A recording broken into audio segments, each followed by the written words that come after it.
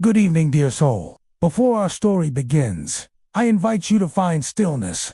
Let your body rest and your breath slow. Feel the weight of the day melt away as if you were placing your burdens on the quiet earth beneath you. Let your shoulders soften, your jaw unhinge, your hands go slack.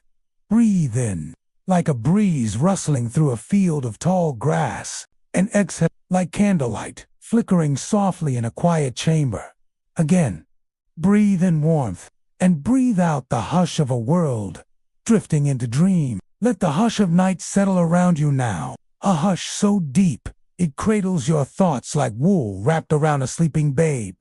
Safe, warm, held in stillness, because now it is time to listen. Our story tonight begins in a quiet place, far across time and land, beyond the noise of carriages and crowded streets. Nestled deep within green rolling hills and misted woodlands, there lies an abbey, old and weathered, stone-kissed, and an abbey that sighs with the memory of seasons. Its walls are thick with stories, and its windows shimmer with the light of dawn prayers. It is here, within these hallowed halls, that a young woman named Elenor lives, a weaver, a quiet soul, a listener of threads and keeper of patterns. Each evening, as the sun melts into the earth and shadows stretch long across the flagstone floor, Elenor leaves the scriptorium and tiptoes to her weaving room, a chamber warmed by hearthlight and the soft scent of spun wool. Candles flicker in iron sconces, their flames dancing with golden hush.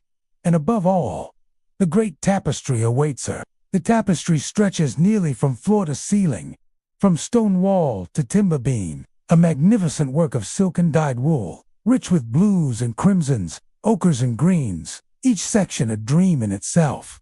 A swan upon still water, a tower wrapped in ivy, a child reaching for the stars. It is said by the sisters who tend the gardens, by the monks who chant matins, that if one sleeps beside the tapestry, it dreams. No one knows exactly what that means, but when you lie beside it, just beneath its whispering threads, you wake with images not your own, as though the tapestry gently pressed its own memories into your slumbering mind. Some believe it is enchanted, others say it is simply very old, and old things carry echoes. Elenor, who has worked on the tapestry for many moons now, does not speak of enchantments or spirits. She simply weaves night after night. Her fingers guide the shuttle, threading dyed silks through the warp, over and under, the rhythm lulling her into a hush deeper than thought. The loom creaks gently, the fire crackles like a sleepy sigh, and the cool stone of the abbey wall leans in, listening. Sometimes she hums, a tune she does not know the origin of, soft and winding, like wind in a forest. And as she hums, the figures within the tapestry seem to shift. A stag turns its head just slightly. The clouds above a castle grow subtly lighter. The shadow beneath a tree darkens, as if something stirs beneath it. But Elenor does not notice. Her eyes are happy, her breath slow. She is more feeling than thought, more presence than plan.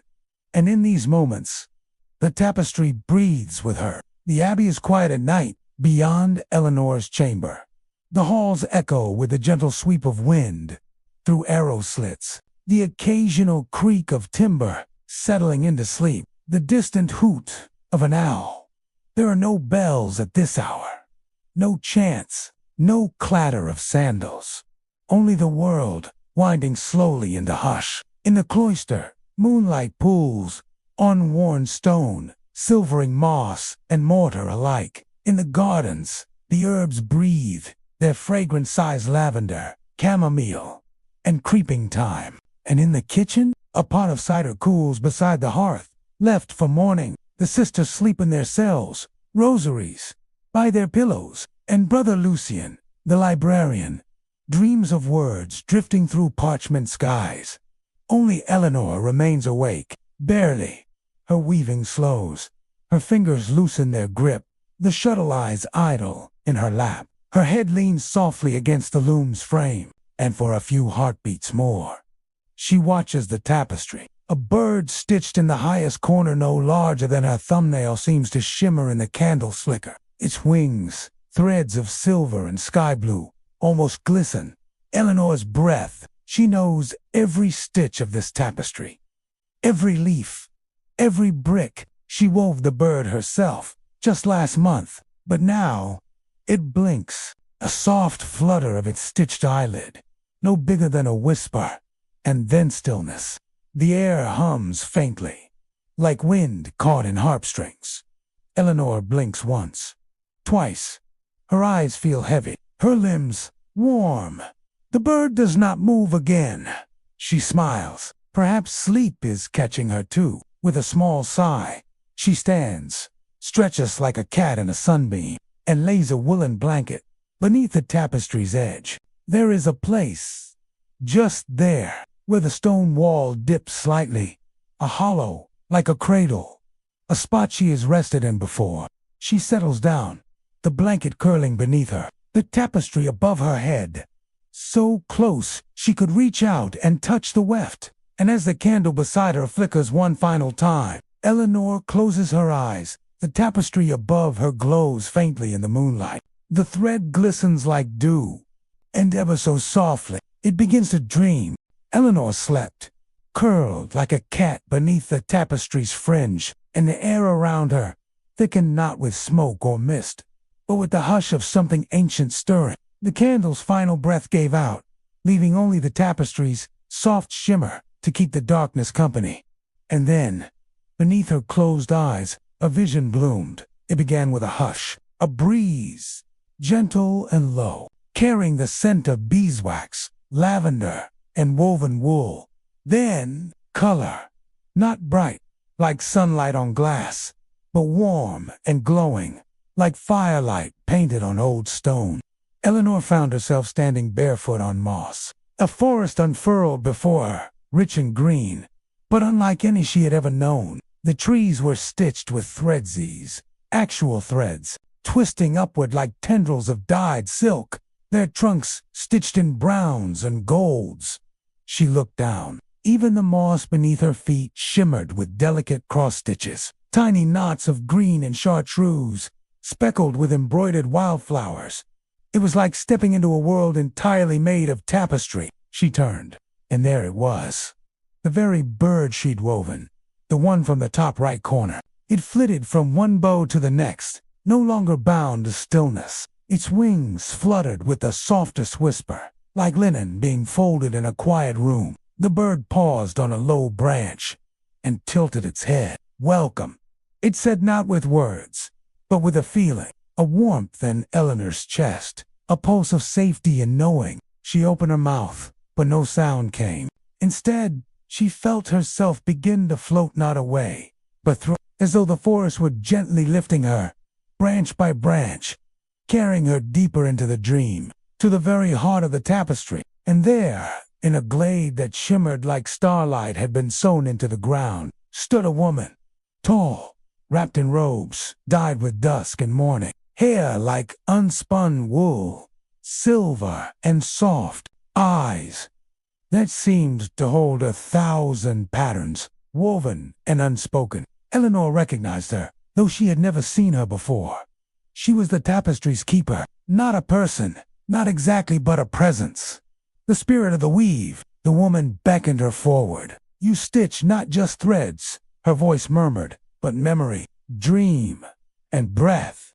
Elenor stepped closer, her heart slow and steady, like the treadle of her loom. "Each strand you lay," the keeper continued, "draws not just color into the world, but meaning, intention, echo."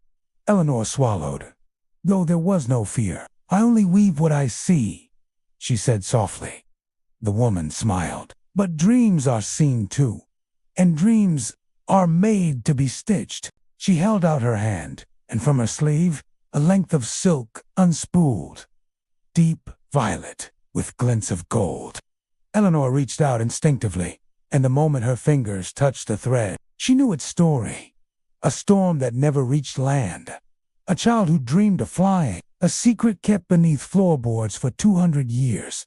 So much, from one thread, The keeper leaned closer. "You are not just finishing a tapestry," she whispered. "You are awakening it." And as she spoke, the trees behind her swayed though. There was no wind, and petals rained down like snow made of threadbare lace. Elenor felt the tapestry pulse beneath her, above her, within her, like a heart that had just remembered it could beat. The abbey bell tolled softly one long chime, deep and slow. It was just before Lauds, the hour of early prayers. The sky outside wore a soft cloak of pearl and blush, and birds real once had begun to sing from the rooftops and hedgerows. Within the weaving room, the fire had long since gone cold, but the warmth lingered. Elenor stirred beneath her blanket, eyelids fluttering, breath slow. When she sat up, her bones creaked with the stiffness of sleep, but her heart, she looked up at the tapestry. It was unchanged, or so it seemed, yet something in her gaze caught just there, near the middle, a glade she did not remember stitching. She rose to her feet and stepped closer. Her fingers traced the pattern gently, reverently. The trees, the moss, the petals, and at the center, almost hidden in a bend of branch and leaf, a figure stood, robed in violet and gold. Elenor blinked, heart stuttering. She had not woven that figure. She was sure of it, and yet the thread was hers. The hand was hers. The work unmistakably hers. A dream, she thought. It had to be. But as she turned to look around the room, a shiver kissed the nape of her neck, because her shuttle lay where she'd left it, but coiled beside it was a single thread, deep violet, with glints of gold. They say that in the old abbeys of Europe, tapestries served more than decoration. They kept out the cold, soft, echoing voices in stone corridors, and told stories when books were too costly or words too dangerous to speak aloud. They stitched myths into the walls, tales of saints and beasts, of queens and forests and fields, told with thread, not ink, but in some corners of the world, whispered about only by candlelight. They say a few tapestries dreamed. They held not just images, but intent, and when those who wove them did so with care, with rhythm and hush, and the heart half in slumber, the tapestry began to listen, and then to remember, and then to share. Elenor did not speak of her dream that morning. She folded the violet thread and tucked it into the hem of her sleeve, and when the sun reached its full height and the work bell called her once more, she sat again before the loom. The warp was ready. The weft waited. She picked up her shuttle and began to weave. The days that followed moved like honey sluggo, drowsy with warmth, and each evening, as the shadows grew long and the sun sighed over the abbey's cloisters, Elenor returned to her loom. The weaving room was always quiet at this hour, a sanctuary of stillness, where even the air seemed to tiptoe. Candles lined the sill, their flames barely flickering, and the hearth whispered in small, contented pops, its ash-white logs glowing from within. The tapestry stood waiting, not demanding, not calling, just there, a presence as steady as breath. Eleanor's fingers moved with newfound grace, not hurried, not hesitant, but with a trust born from something deeper than memory. She didn't always understand what she was weaving. Some patterns arrived as if whispered by the thread itself, a wing tucked into a misty corner, a circle of stones beneath a willow tree, a sleeping fox with stars stitched into its fur. Each image emerged as though it had always been waiting to be seen, and as the shuttle clicked back and forth, its rhythm like a cradle rocking gently, Elenor felt herself begin to drift, not away, but inward. She was awake, and yet not quite. She knew the spindle's weight in her hand, the hush of wool on her fingertips, the warmth of the fire brushing her cheek. But she also felt the hush of distant trees, the smell of wet moss and ancient linen, the weight of a hand not hers guiding the thread. And then, always, the dream. This time, the world unfolded with a sigh, a door creaking open to a place both strange and soft. Elenor stood in a round chamber, its walls spiraling high above her like a snail's shell. Each curve of the wall was lined with tapestries. Hundreds, maybe thousands, hanging in perfect stillness. Some were old, their edges frayed, their threads faded. Others shimmered with colors so bright they seemed to hum in the silence. But all of them were dreaming. She could feel it, as one might sense the weight of a sleeping cat on a bed, or the press of wind before a storm. Each tapestry was alive, not in motion, but in memory. Some glowed faintly when she passed. Others pulsed softly, as if trying to speak. And in the center of the chamber stood a loom, but not like any loom Elenor had ever known. It was made not of wood, but of shadow and starlight. Its threads glistened like dew at midnight, and seated before it was a child, no older than 10, with hair like spun copper and eyes like moonlit water. They did not look up. They simply wove steadily, dreamily, each movement slow and purposeful. Elenor approached, her feet silent on the stone floor. The child's tapestry was small, no larger than a prayer cloth, but the scene within it danced, not figuratively, truly. A garden bloomed in time with the weaver's breath. Clouds rolled above a tiny hill, and in the center of it all, a woman sat at a loom, weaving. Elenor blinked. It was her. The child's tapestry held her within it, her face calm, her hands mid-motion, the candlelight glinting in her hair. She stepped closer, her voice low. "Is that me?" The child paused, turned, and smiled. "Of course," they said, as though it were the simplest truth. "You're one of us now." Elenor knelt beside them, the quiet warmth of their presence settling into her bones. "One of who?" she asked softly. The child tilted their head. "The dream weavers," they whispered. "We who stitch the veil between what is and what wishes to be." Elenor watched the threads shimmer in the child's hands. They changed color as they moved. Now lilac, now silver, now green like morning fields. "But I'm just a girl in an abbey," Elenor murmured. "I only mend cloth. I weave what I'm told." The child looked at her kindly. "But that is the doorway," they said. "To mend is to listen. To weave is to witness." They held up a single thread no longer than a hair and let it fall into a palm. It flickered once, then vanished. "In your waking world," the child said, "that thread might be a single line in your tapestry, a shadow beneath a window, a curve in a leaf. But here," they gestured to the chamber around them, "it holds a dream." Eleanor's breath caught.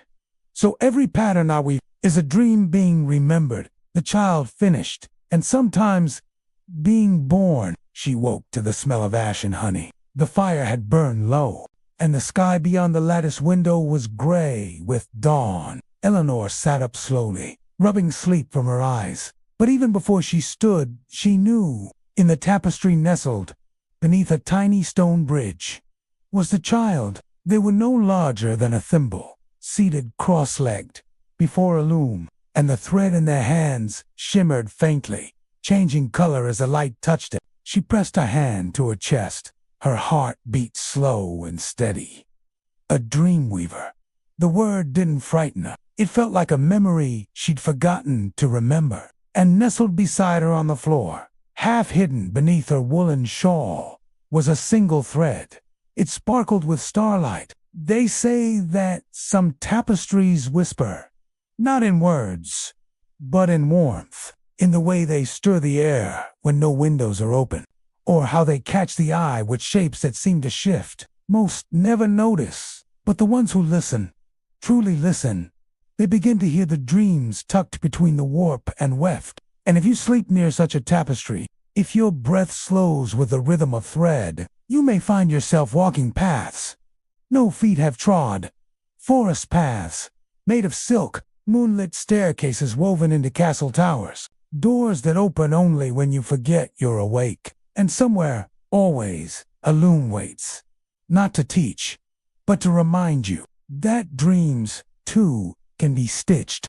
That morning, as dew clung to the garden herbs and crows called from the rooftops, Elenor stepped into the cloisters with a heart that felt deeper, as though something had unfurled quietly inside her, like a scroll, long, sealed, now softly opening. She passed the herb garden, where Sister Brita clipped rosemary with care, and the kitchens, where warm bread cooled beneath a linen cloth. But her steps led her not to the scriptorium, nor to morning prayer.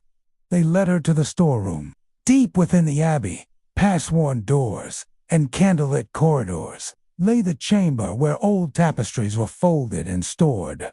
Some faded, some torn, some forgotten. She lit a small lamp, its flame quivering gently, and stepped into the stillness. Dust caught the air like motes of memory, and the scent of old wool, beeswax, and lavender hung like incense. Elenor knelt beside the nearest shelf and began to unroll the first of the tapestries.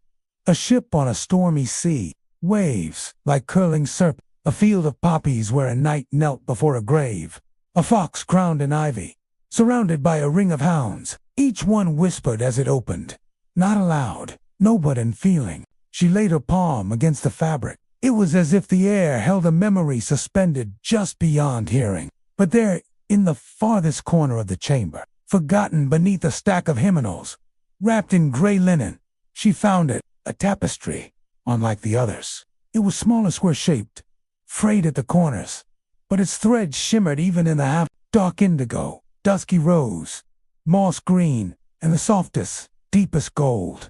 She touched it, and the warmth traveled up her arm. Not heat, exactly, but familiarity, recognition, and on its surface, a door. No building around it, no walls, no hinges, just a solitary wooden door, arched and weathered, sitting in the center of the fabric, as though awaiting someone brave enough to knock. Elenor held her breath, because she had seen this door before, not in waking, but in the chamber of tapestries. It had stood on the farthest wall, glowing faintly, closed. Now, it waited for her in thread. That evening, Elenor worked late at her loom. The sun dipped low, spilling amber light through the leaded windows, and shadows stretched long across the stones. The other sisters had long since gone to but Elenor remained, her hands steady, her thoughts quiet. She wasn't weaving to finish a piece. She was weaving to listen, and when the thread in her shuttle turned silver without her bidding, she knew the dream was near. She laid herself beneath the tapestry once more, pulling the soft blanket to her chin, her heart calm, her breath slow. And the moment her eyes closed, she was there. The chamber of tapestries stretched out before her once more. But this time, the spiral turned inward, drawing her to its center. And in that center stood the door, the same door from the storeroom tapestry. Its wood was etched with runes she didn't understand, and its handle wrought iron, cool to the touch. She reached out. The moment her fingers brushed the handle, a soft, warm breath. The door sighed open, not with a creak, waiting for her, but with a breath, as though the world beyond it had been holding itself still. Beyond the threshold lay a meadow, but not like any meadow she'd known. The grass was woven in soft loops of thread, its wild flowers blooming in shifting embroidery. The sky was twilight, lavender, and periwinkle, with stars slowly being stitched into place as she watched. And in the center of the field, a circle of figures, weavers all. Some stood at looms made of oak, others worked with spindles, their fingers moving like wind over water. A few knelt by firelight, dyeing silks in shades not found in waking life, colors with names like hushroot, blue, and memory briar. They looked up as she approached. Some smiled, one nodded, another, an elderly woman with hair like carded wool, held out a hand. Elenor took it. "You've come far," the woman said softly. Eleanor's voice wavered. "I don't know what I'm doing." The woman squeezed her hand gently.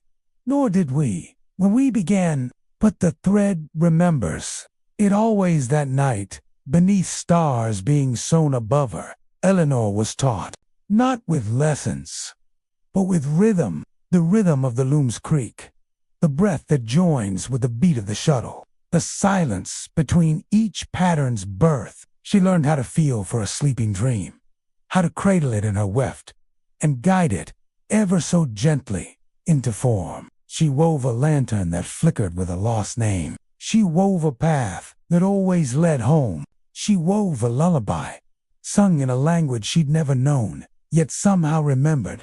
And all around her, the other dream weavers nodded, not in praise, but in kinship. "You are the thread," one whispered. "You are the Nita," said another. "You are the dream," said the old woman. And Elenor, for the first time, understood. She wasn't weaving alone. She was continuing something ancient, something vast, something that had always been part of her. When Elenor awoke, dawn had barely touched the abbey's spires. The air was cold. The coals in the hearth barely breathed, but her hands itched for the shuttle. She rose, lit the fire, stretched the warp taut, and began to weave before the bells had even stirred. The pattern came without thought, her hands guided by something deeper than muscle memory. A door, a field, a sky blooming with stars, and in the very center, a weaver seated beneath a tree, her loom threaded with threads of dusk and memory. The days that followed passed like falling petals, soft, silent, each one drifting into the next. Elenor wove more now, not only by candlelight in the hush of evening, but even in daylight, between her usual duties, when others tended the herb beds or copied psalms in careful ink. She returned to her loom. The abbess noticed. "You work with such quiet fire," she observed gently one afternoon. Watching as Elenor spun dyed silk through her fingers, Elenor only smiled, not sure how to explain the truth, that each movement of her hands echoed something larger. She was no longer weaving images alone. She was stitching glimpses, echoes, soft and profound. Her tapestry now showed not only saints or pastoral fields, but moments. A father holding a child under starlight, a girl climbing a ladder into a sky of thread, a fox asleep beside a forgotten grave, and those who passed the tapestry felt it, though they could not name it. Sister Breda once stood before it for nearly an hour, her lips parted slightly, her eyes shining. "I dreamed of my brother last night," she whispered. "He's been gone these 10 winters, but I saw him again, just as he was." Smiling, Elenor said nothing, only bowed her head. And later, when she returned to her loom, she wove a small, quiet sun into the corner of the field, gold thread with a center of amber. On the 7th night, the dream came differently. There was no meadow this time, no chamber of spiraling tapestries, only the feeling of descent, not falling, but being led gently downward, as though following a thread into the earth. She found herself in a stone chamber, round and silent, the walls lined not with tapestries, but with mirrors. Each mirror shimmered, but none showed a reflection. Instead, they held moving images, scenes woven from moments, a woman placing her hand on a loom for the first time, a child tracing a spindle's path through air, a boy braiding dream thread into his sister's hair beneath a tree. Elenor moved slowly between them, drawn by the hush in the room, and then she saw at her own hands. Not here, not now, but years ago, as a child, clutching a tangle of dyed threads in the weaving workshop beside her mother. The image flickered, then changed. Now she saw herself kneeling beside her dying grandmother's bed, mending the hem of the old woman's cloak as her final breaths came. Thread, always thread, binding what was fraying, soothing what was worn. The room whispered, "You have always been one of us." The voice came from behind her. She turned, and there stood the keeper once more. The woman in robes dyed with dusk and mourning, but this time her face was clearer, woven not from shadow, but from memory. Eleanor's voice caught. "I didn't know," she whispered. "You did," said the keeper, softly. "You've always known. You simply forgot, as all dream weavers must, until the thread calls them home." The keeper reached into the folds of her robe and drew out a bundle of glimmering fibers. Not thread, but something finer. "These," she said, "are woven from silence, from stories never spoken, from the space between breaths, Elenor held out her hands. The threads settled into her palms, like moths weightless and warm. She knew what to do. Back in the waking world, she would begin again. But this time, she would weave beneath the tapestry. Not over it, not upon it, but within. When she awoke, her hands itched. She cleaned the loom, tightened the warp, and retrieved her finest needle. Then, beneath the edge of the tapestry, where no one would ever look, she began to stitch the dream threads in near invisible strokes. She wove tiny patterns in the underlayer of cloth. A bell that tolled for the lost, a doorway carved with memories, a hand reaching through veil and shadow. These stitches did not show, not to the eye, but the tapestry grew warmer, more alive, and those who walked past it now paused longer. Some left small offering sprigs of thyme, or folded prayers. One novice touched its edge with trembling hands, then wept without knowing why. The tapestry was dreaming louder now, and Elenor could feel it breathing. One morning, as the sun poured amber light through the cloisters, a bell rang from the far end of the abbey. Not the usual bell's prayer meal or work. This was smaller, older. It hung in a small tower most had forgotten. A bell once used to summon dreamers. Elenor heard it, and she knew. The dream was calling her again. That night, she lit no candle. She simply lay beneath the tapestry, wrapped in quiet and the hum of thread. And the moment her eyes closed, she was there, not in a field, not in a chamber, but in the sky. Stars beneath her feet, clouds above her crown. She walked a road made of silk, stitched into constellations, and before her, the loom of the horizon. A tapestry not yet begun, a world still waiting to be woven, and the keeper, standing at its edge, smiled. "Will you weave what comes next?" she asked, and Elenor, without hesitation, stepped forward. The loom of the horizon stretched farther than sight could hold, its frame not wood or iron, but light itself. Silver beams arched into the sky, glowing with dawn's hush and midnight's breath. Threads spooled endlessly from nothing, curling through the air like tendrils of mist, colored in shades no mortal dye could mimic. Ash river before moonrise, the blue just after tears.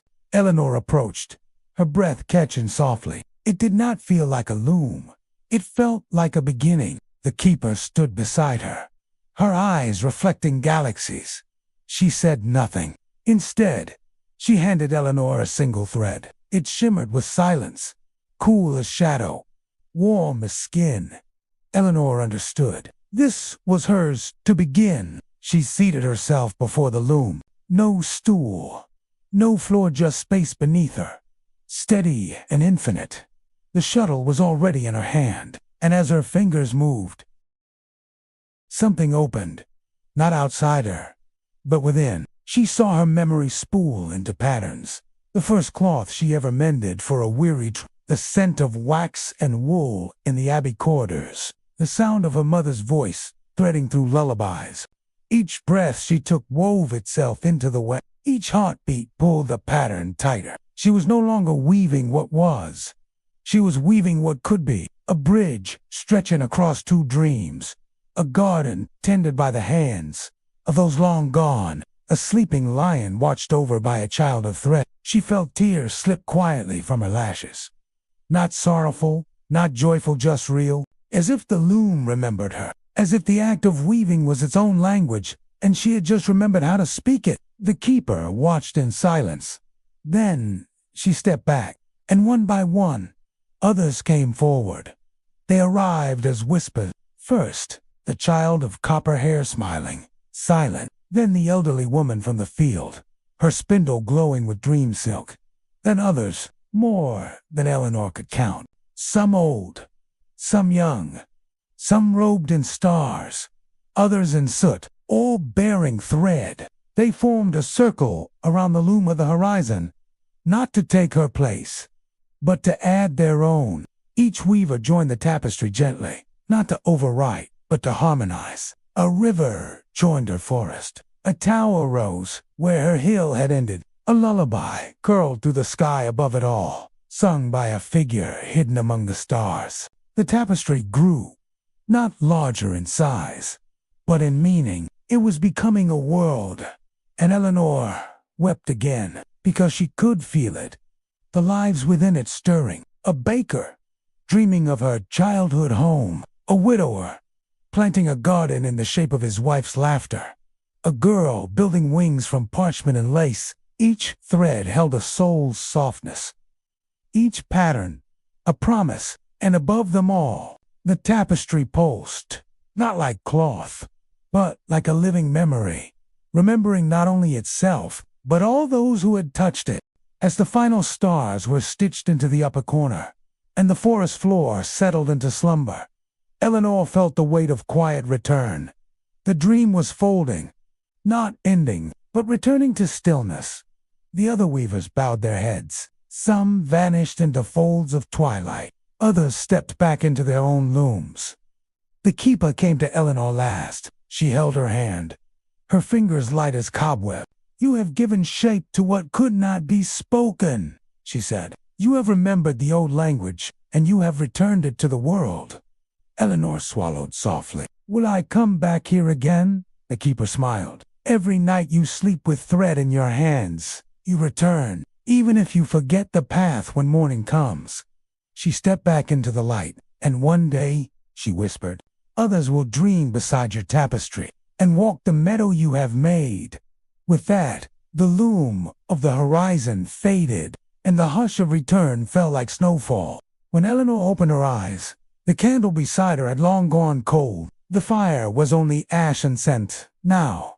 The sky outside glowed pale with first light, but the tapestry above her shimmered, not wildly, but with the quiet gleam of something alive. And there, in the upper right corner, where the stitched bird had once blinked, was a new pattern, a spiral of stars, a loom beneath an arch of trees, a child holding thread in cupped palm. It hadn't been there before, she was certain, yet the thread was hers, and the feeling it carried was peace, not triumph, not pride, just a deep, hushed knowing. She rose slowly, gathered her blanket, and traced the spiral once with her finger. The thread warmed faintly beneath her touch. Outside, the abbey was just beginning to stir. Doves cooed in the rafters.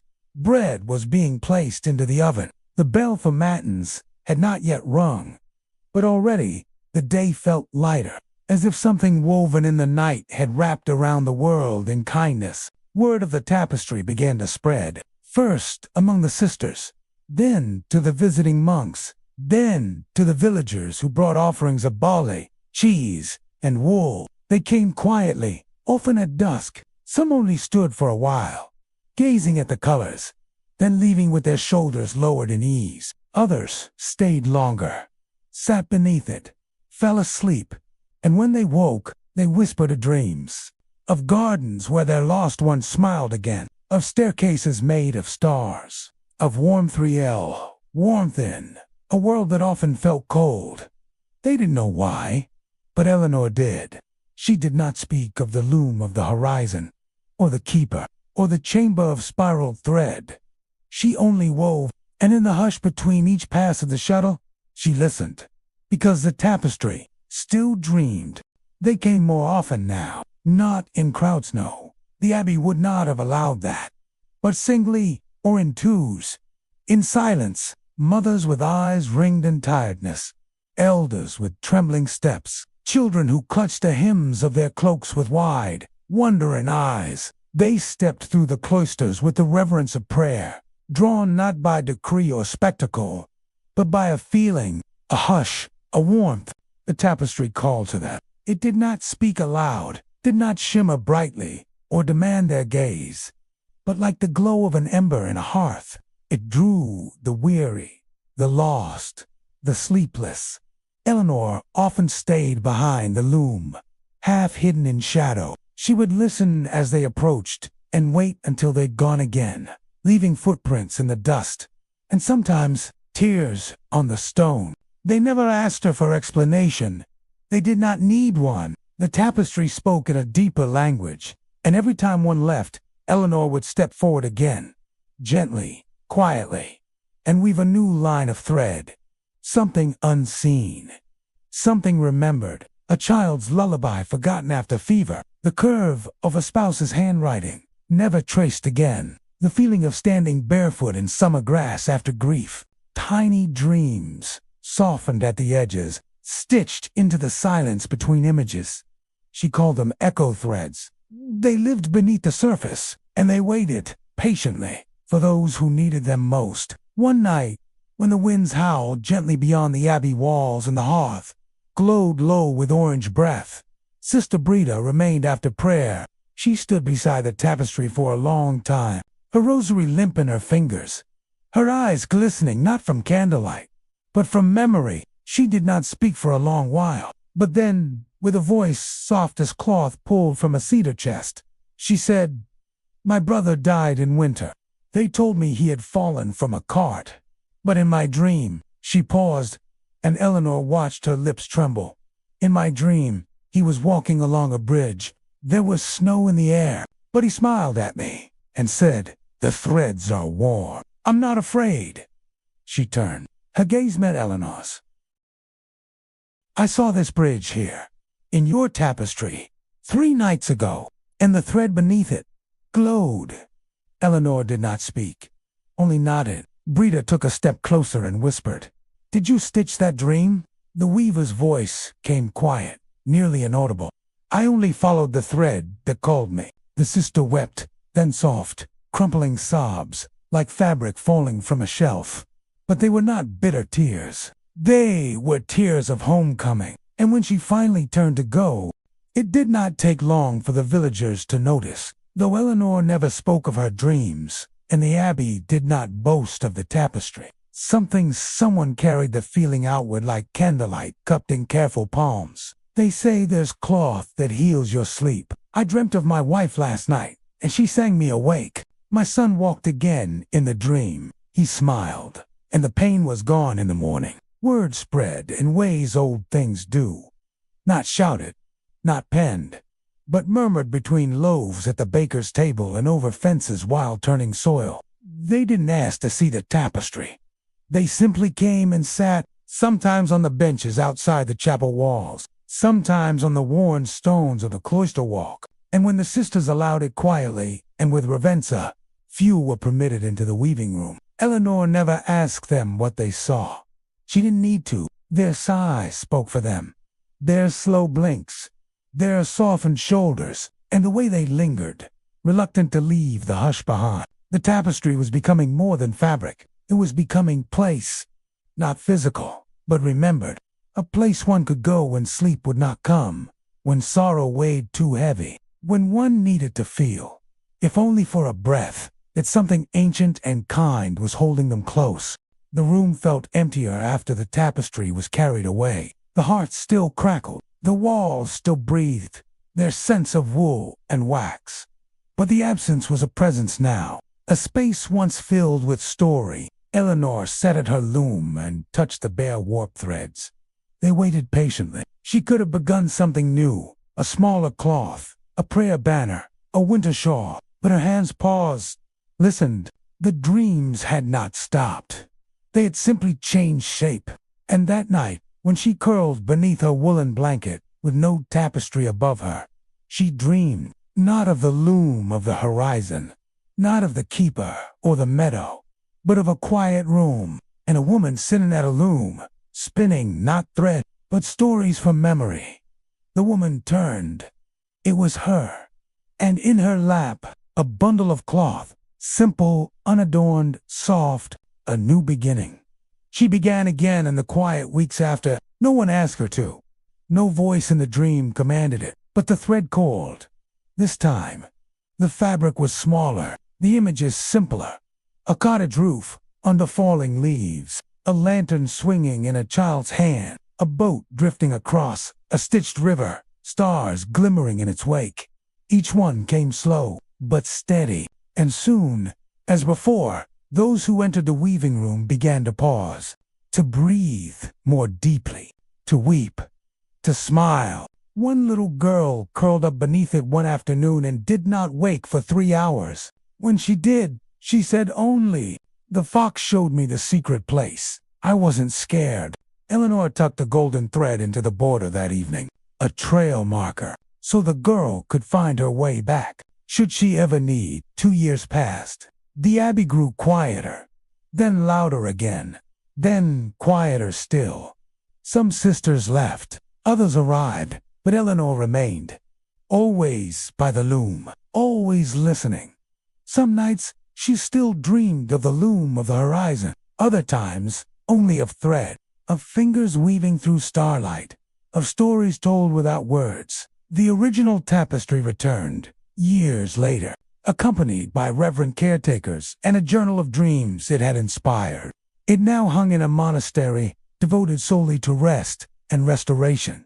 Pilgrims traveled weeks to sleep beneath it, and when they awoke, they wrote their dreams in the margins of a great book, a book that smelled of lavender and ink and time. Elenor never visited. She didn't need to, because each time she picked up her shuttle, she felt it again.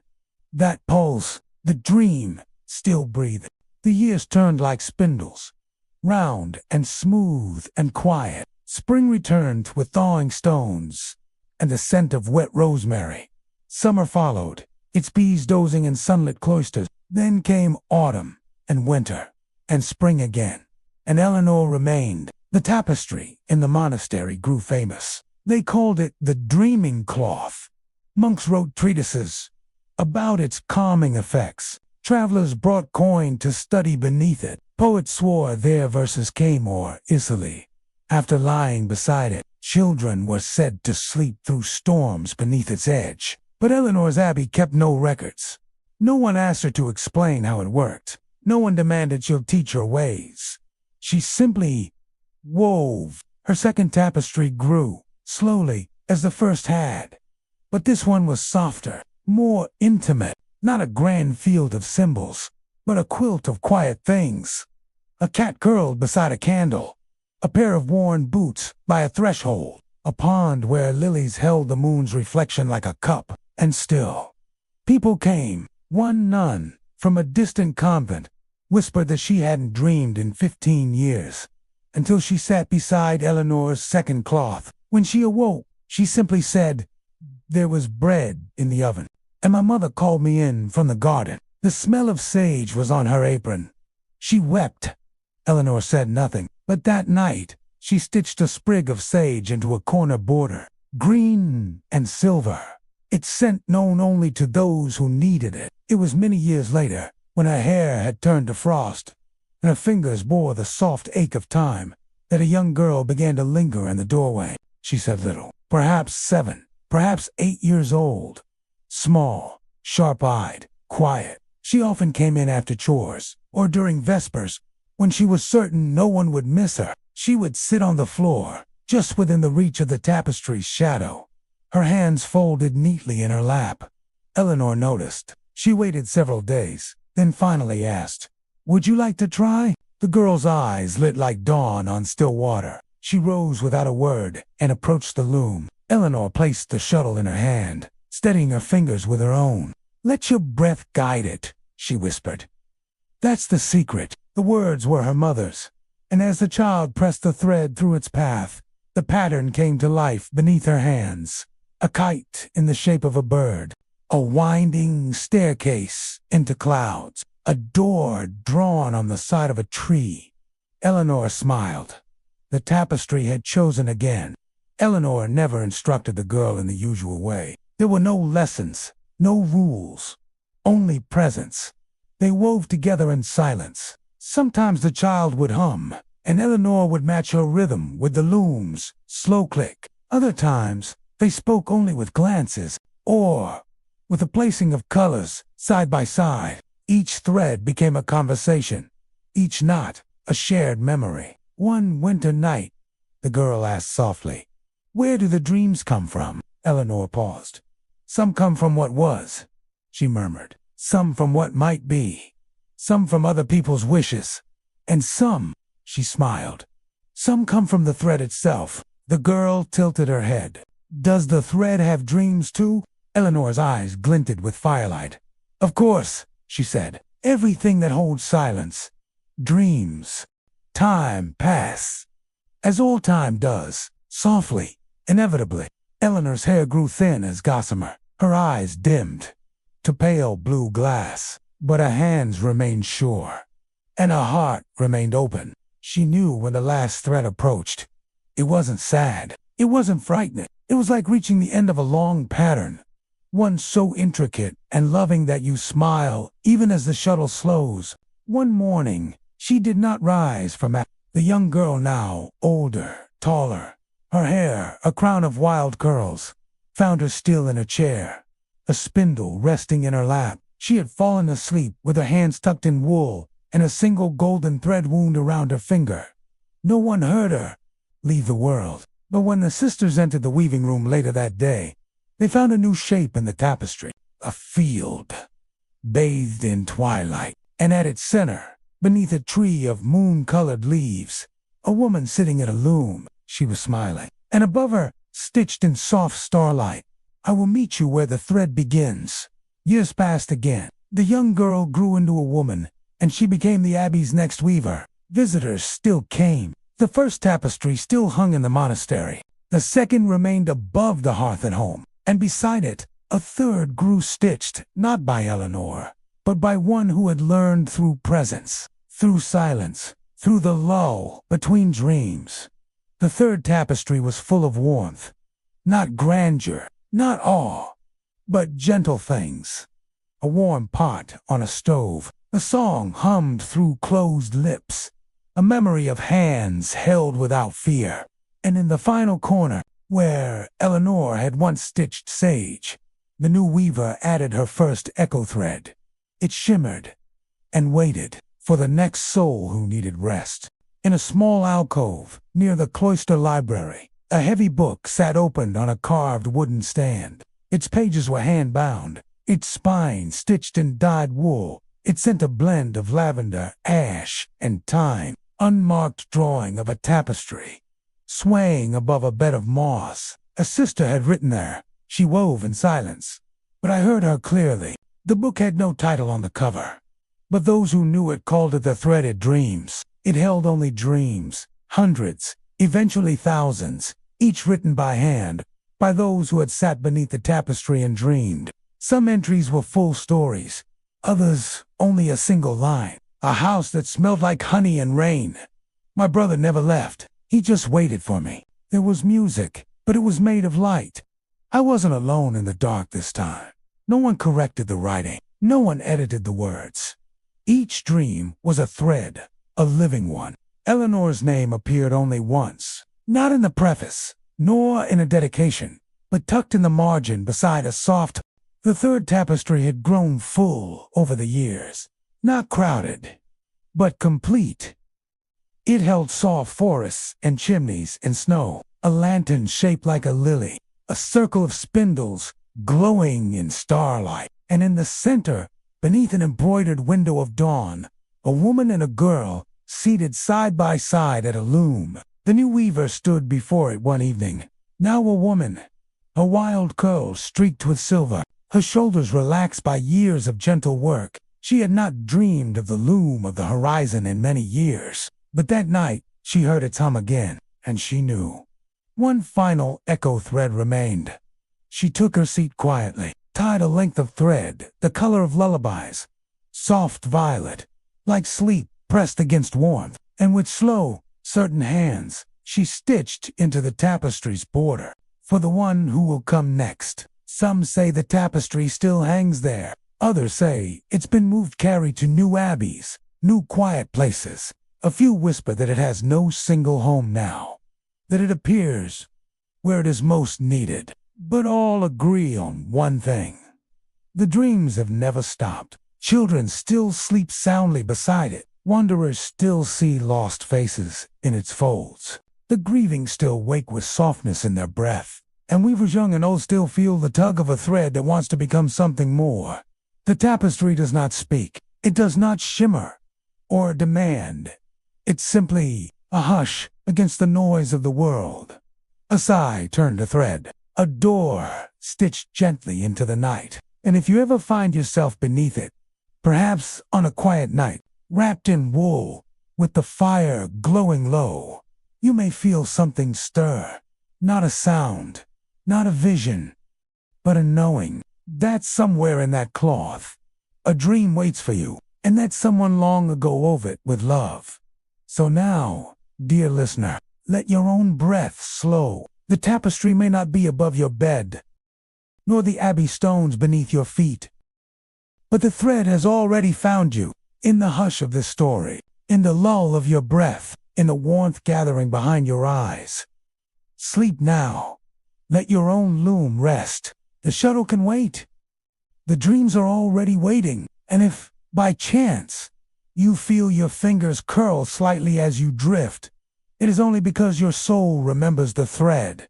Sleep well. Dream weave. Your tapestry is already beginning.